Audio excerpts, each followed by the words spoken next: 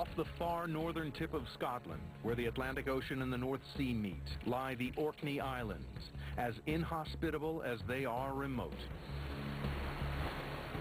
Yet despite this, people have lived on these islands since the dawn of time, and they left behind some of the best examples of Stone Age construction found anywhere in the world.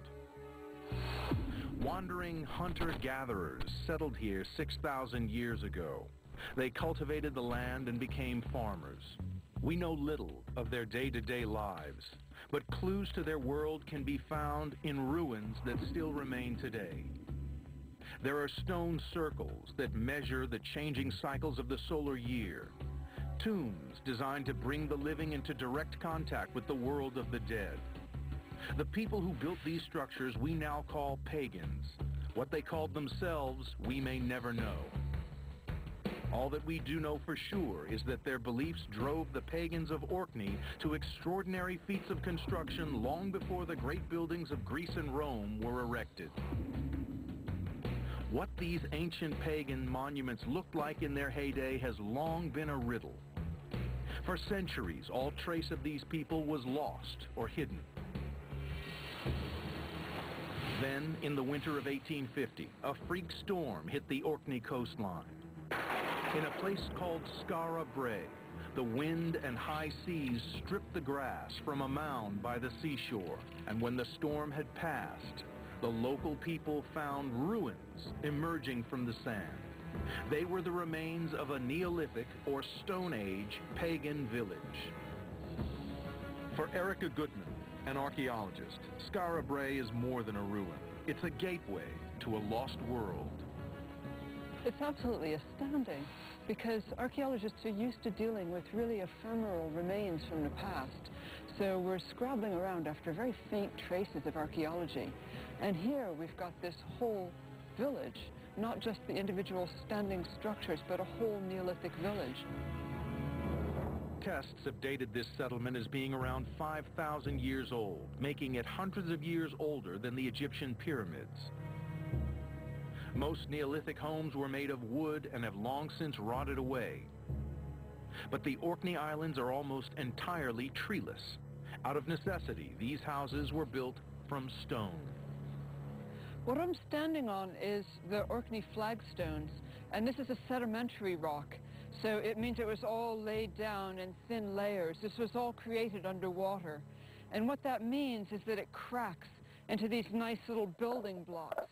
So all around them they have this natural building material, and it makes sense that they would have used this rather than use up their precious firewood.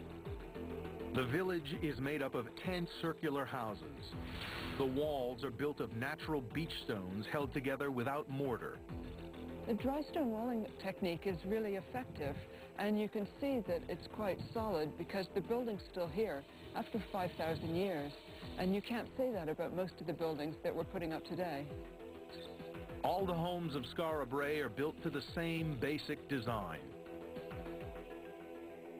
The focal point of this house was the hearth, or fire. Built into the far wall is what archaeologists assume was storage space, while on each side wall are structures believed to have once housed beds. Archaeologists don't know for certain how many people lived in this house at any one time, but believe that it was home to a large, extended family, living in close, rather cramped conditions by modern standards. This was clearly a close-knit community, and the buildings bound the people together. The houses were actually linked by low, narrow passageways covered with stone. It was possible to move from one to another without ever setting foot outside. Historian Ronald Hutton stoops low to enter the village and discover why its inhabitants built this way. There are two really good reasons for having long, narrow, low passages like this approaching Neolithic houses. One is that if you're a guest, it impresses on you you're approaching somebody else's personal space. Alternatively, if you're an attacker, it's pretty forbidding to have to crawl down here with your head stuck out, knowing there are people waiting to behead you or club you at the other end. The most extraordinary thing about these buildings is their location.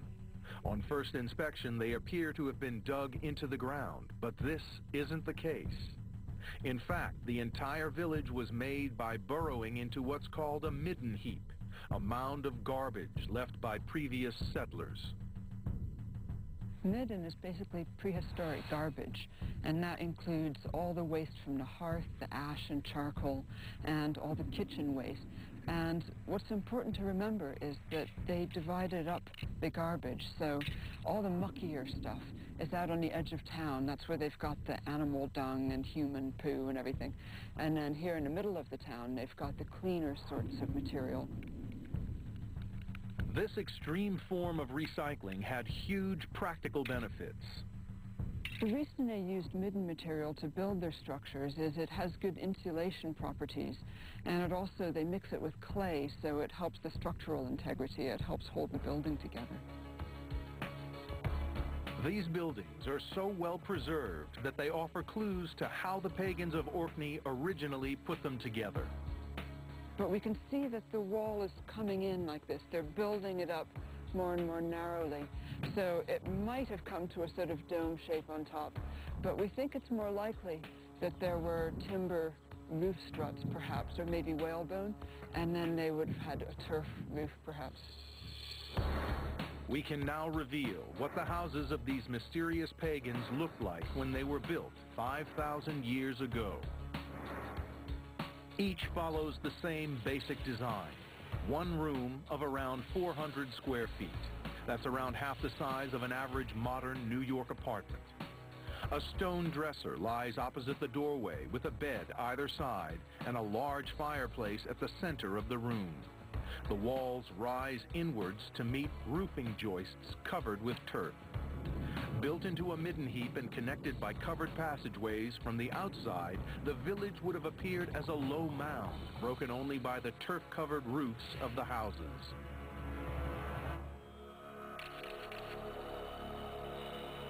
The pagans who lived in these houses almost certainly helped build one of the greatest and most baffling prehistoric monuments of Orkney, the Ring of Brodgar. An enormous stone circle 7 miles south of Skara Brae, Brodgar belongs to a special class of stone circles known as henges, a ring of stones enclosed within a ditch and earth bank. This is one of the largest henges in the world.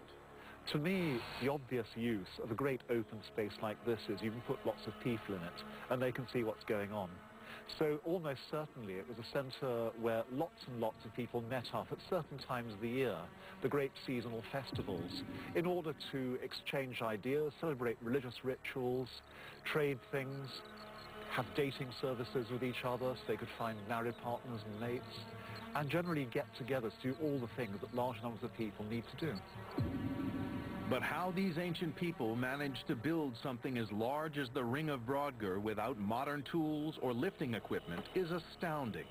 Just to dig the ditch surrounding it meant excavating 11,000 tons of rock, enough to fill 2 Olympic-sized swimming pools.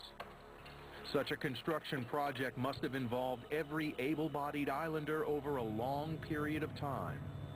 But even more perplexing is why they built it and what this circle represented. The fact that this is a circle of stones is incredibly significant because around about 5,000 years ago, the people of the British Isles became fascinated by round shapes. Possibly it's simply that by then they could see the horizon, because the horizon is a natural circle if you look around, and these monuments could be matching the horizon, mirroring the land around. The Ring of Brodgar may have been built as a model of the Orkney landscape.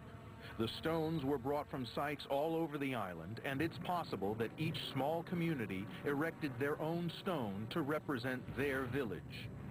Today, only 27 remain, but experts believe it once looked like this. 60 large standing stones were surrounded by a deep ditch. Beyond the ditch rose a 10-foot-high earthen bank that enclosed the whole site. The Ring of Brodgar would have sent a powerful message down through the generations that this land belonged forever to the builders and their descendants. And evidence suggests the pagans of Orkney had a very close connection to their dead. The tombs they built were entranceways to a forgotten underworld.